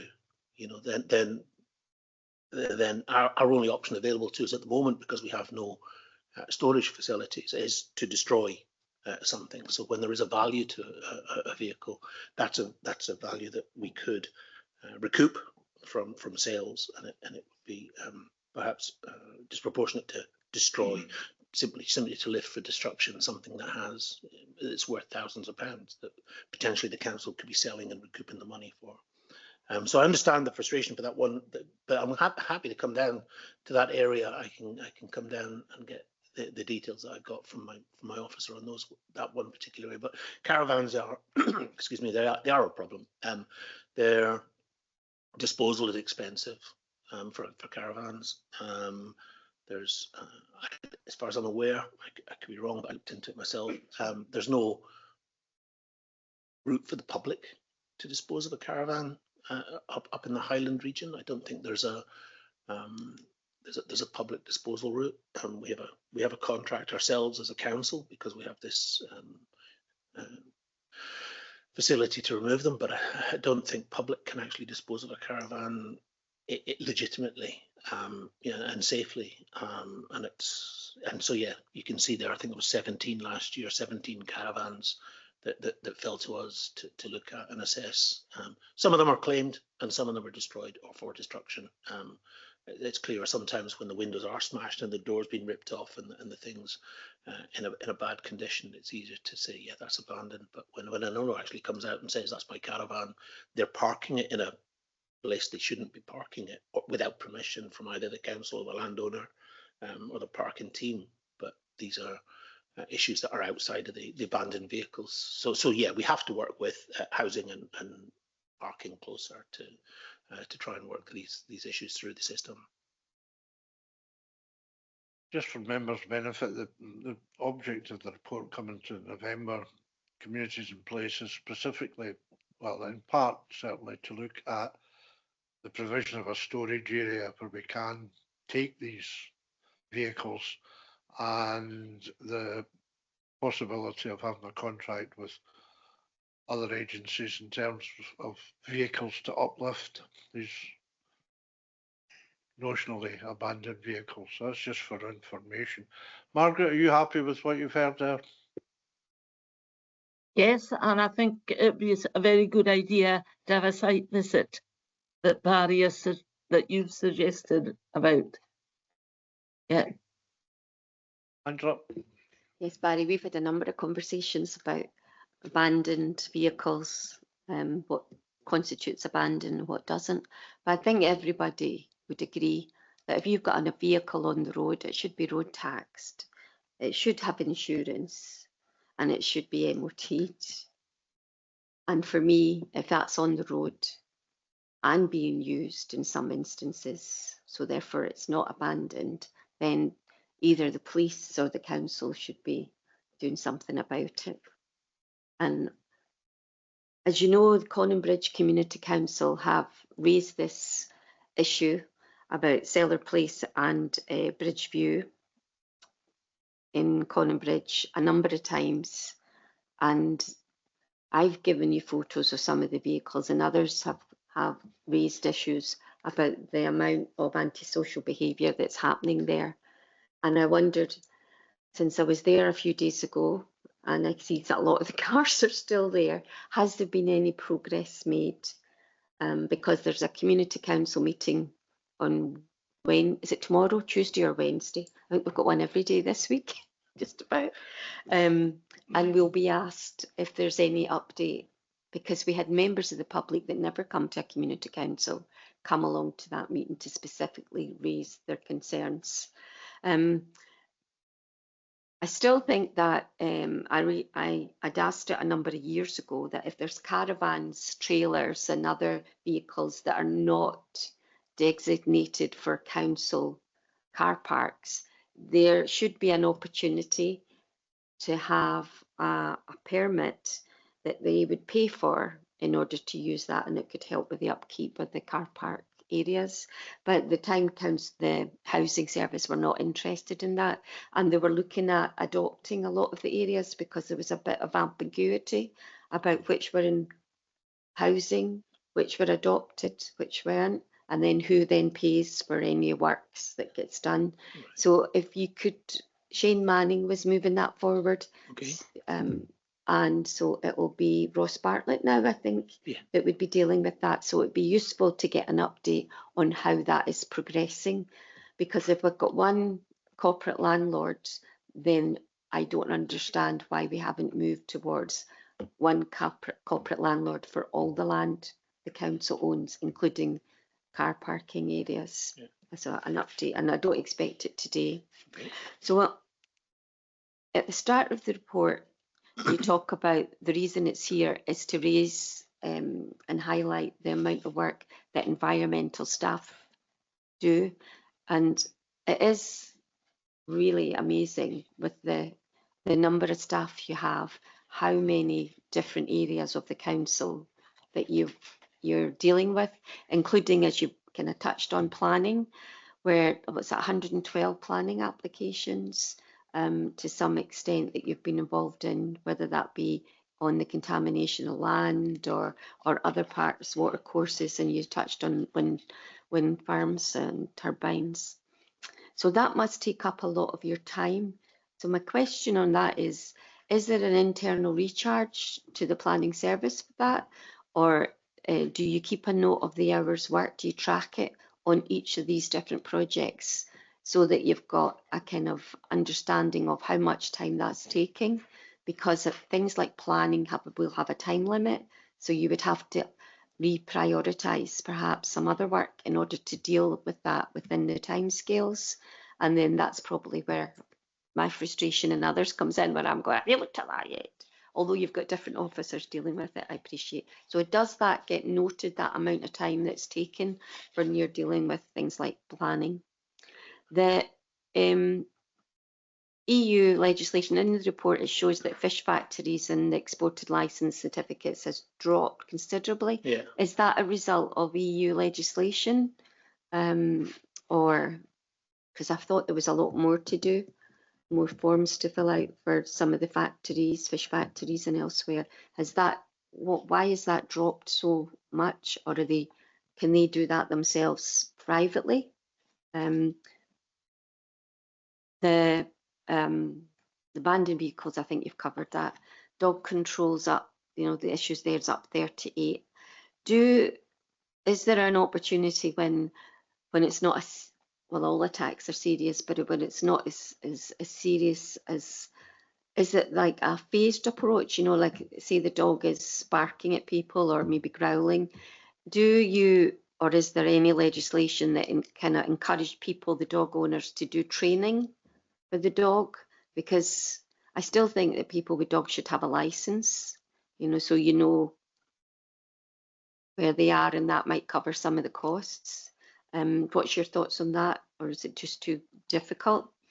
I still think you should look at a pound in Dingwall for all the cars. And have you ever thought of starting up a scrappy as a new business?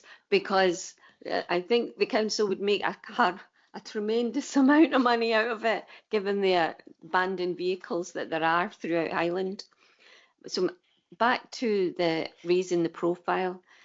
What interested me, and I went on to look at it online, was the National Assistance Funerals, because I didn't really know what that was, but I vaguely knew. And it was, I think that should be highlighted more for people that maybe have no family or they can't afford to pay for a funeral. I know some undertakers will support families in those instances, but I wondered, what's the council doing to maybe highlight that more, or is that one of the things you want to do today? The range of activities is immense for the number of staff that you have to deal with. And my last question was the environmental health operational plan used to be for 1 year, but now it's changed to 3 years. So does that mean you've got a phase approach, or is that easier, you know, to deal with change over the next 3 years? I just wonder what the change was. Thanks. Okay, no, thank you very much. Yeah, we'll start with the abandoned vehicles again. As I say, what I'd like to do is provide more information to people so they can highlight who it is that they go to. Yeah, you're right, a vehicle without a road tax, that's to be reported to the DVLA. They're the enforcing authority for something without road tax.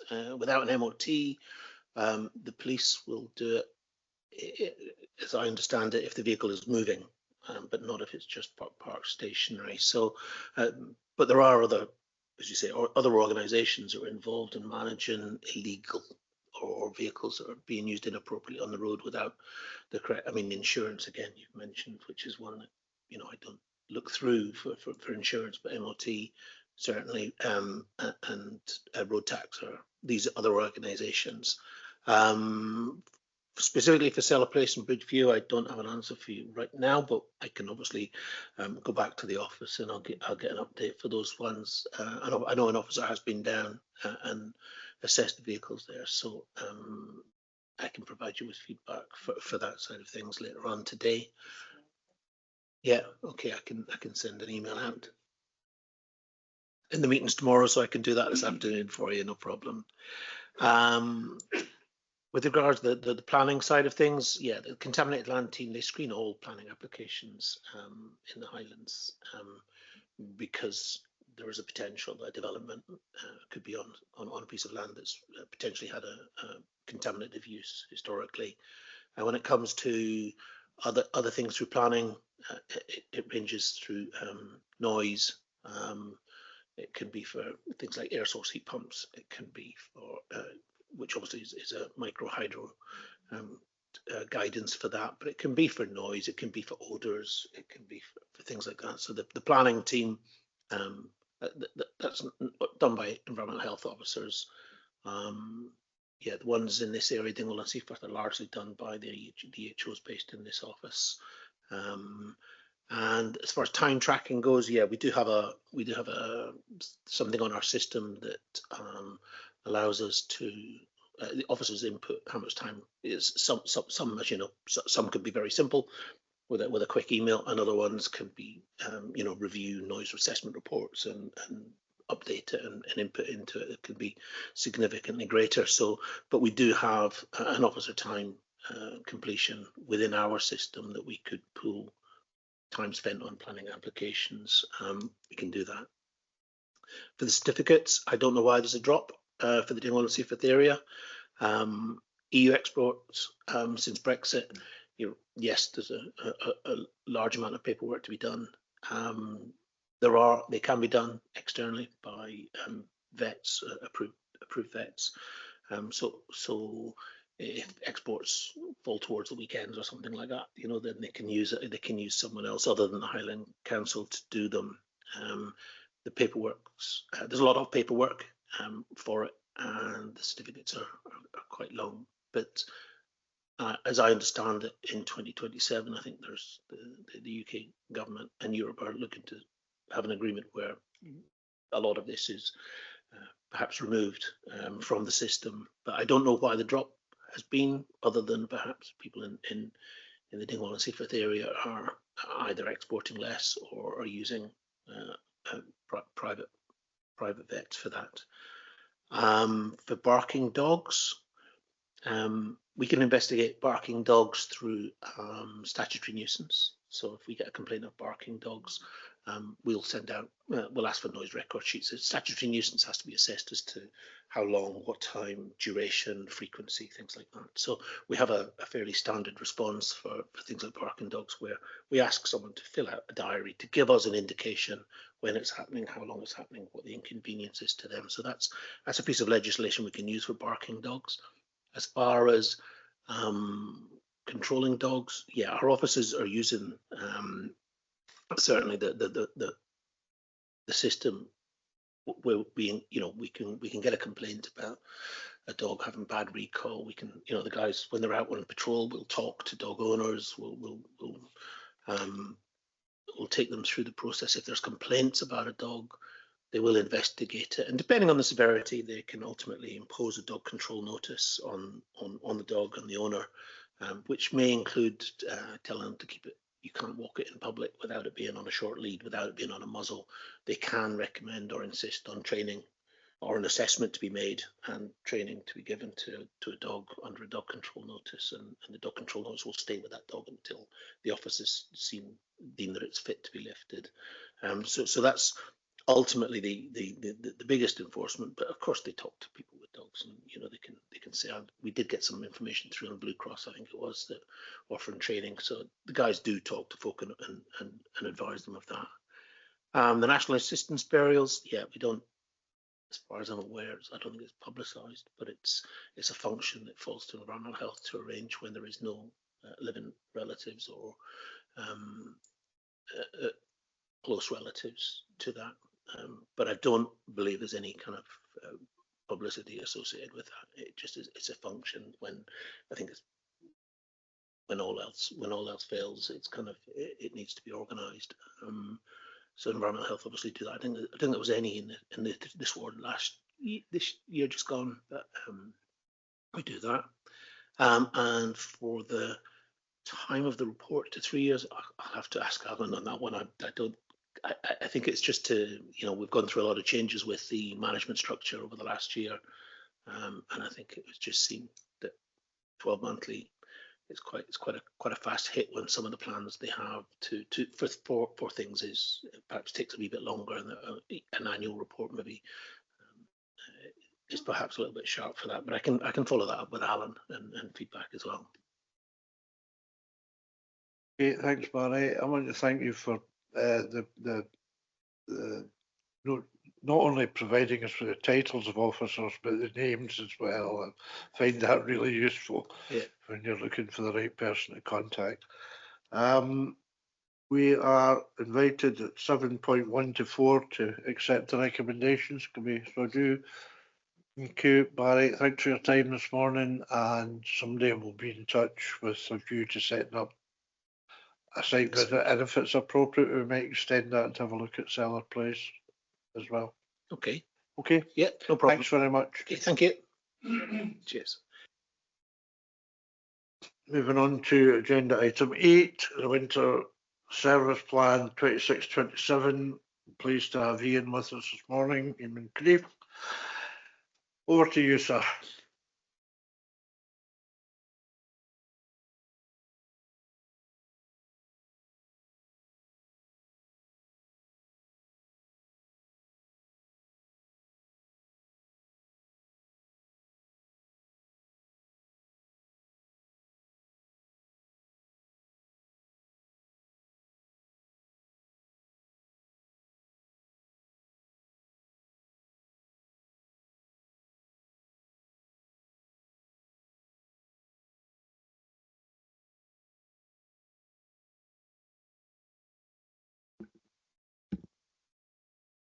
Good afternoon, councillors.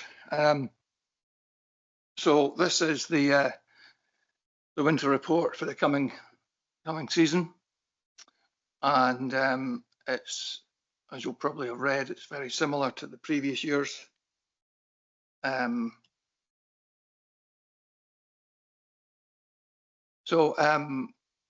the councillors want me to go through it in detail, or do you want to maybe skip to the questions and answers? Okay. Margaret, have you any comment on that? Do you want it in more detail, or are you quite happy just to go to questions and answers? I'm quite happy. It's pretty full, and ask questions. Okay, have you got any?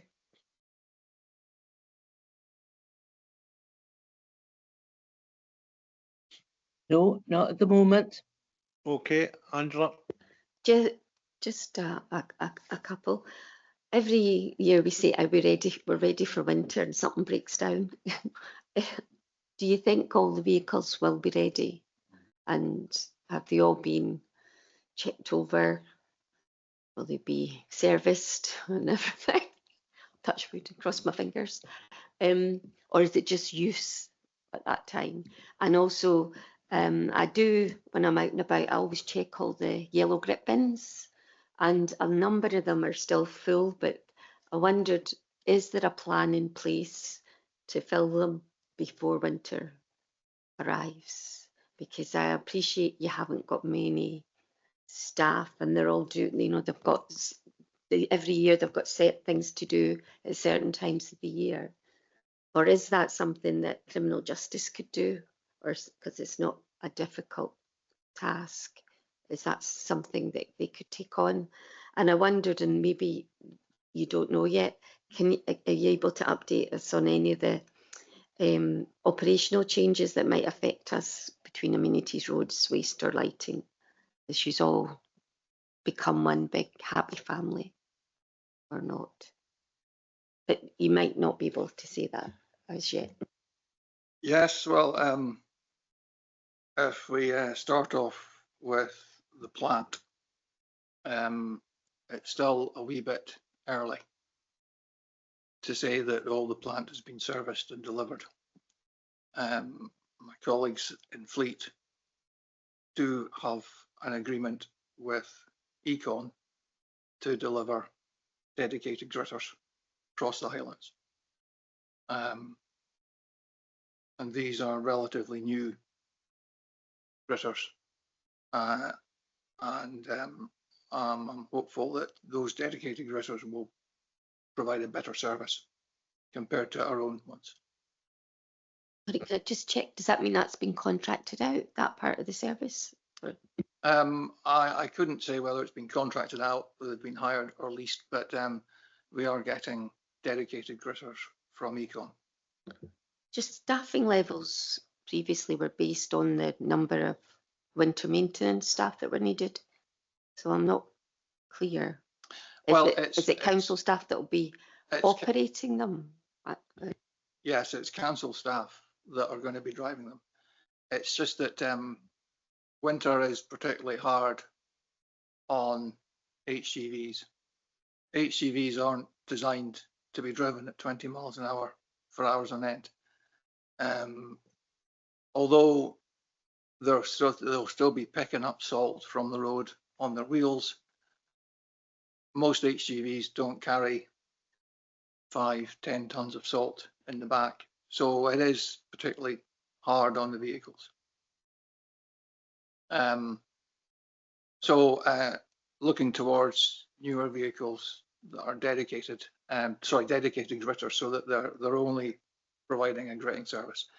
They quite often are newer than our fleet, and no, but they come with a maintenance package as well. So it helps our colleagues in the garages. Looking at grit bins. Grit bins are typically filled up before winter with the help of our amenity colleagues. But certainly I'll have a look at the criminal justice and see if they could help. Councillors, you'll be aware that we are having a service review that's looking at staffing levels, that's looking at where those staff are going to be based in depots. That's still very much ongoing, and I think there's more information to come. What I can say is that our winter maintenance policy specifies the types of roads that are going to be treated as either primary, secondary, or others. And those routes seldom change. So it's not really going to be, it's not really going to impact whatever happens. Well, we still have the same number of routes. We still need the same number of gritters, and we still need the same number of men to drive those gritters. Where they're based may vary slightly. What the organisation is called may change. Who is going to line manage them may also change. But essentially, the winter service has to be delivered according to our policy on the same roads as it was before.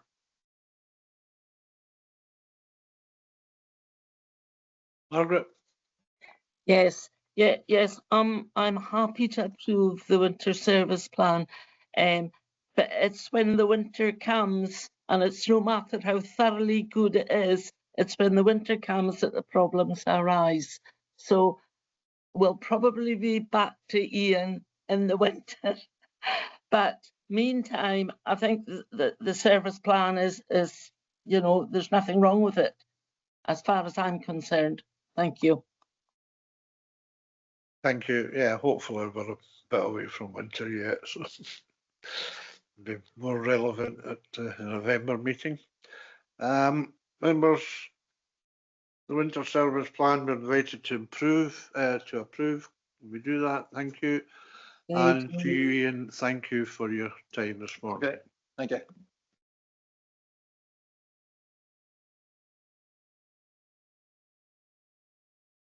Agenda item 9 is Dingwall Common Good Fund. Lynn. Thank you, Chair. Good morning, members. Members, you will be very familiar with the standard format of this report. This is the routine Q4 monitoring statement for Dingwall Common Good Fund for 2025-26 and the Q1 monitoring statement for 26-27 up to the 31st of May 2026. Members, you're asked to note that the figures for the year end are near final, pending the completion of the audit of the Highland Council accounts. The detailed information is there within the report in Appendix 1 and 2, and I'm very happy to take any questions through you, Chair. Thank you. Thank you. Lynn, are there any questions? No. No questions. Then we're invited to scrutinise. Okay. Can we agree the recommendation? Thank you. Dingwall and Seaforth were discretionary budget applications. We're asked to note those. Can we so do? And we're also asked to note the minutes of 25th of June 26. Okay. Okay, thank you, members. That's the end of the meeting today. Thank you for your time and your scrutiny. Bye. Thank you. Thank you, Lynn.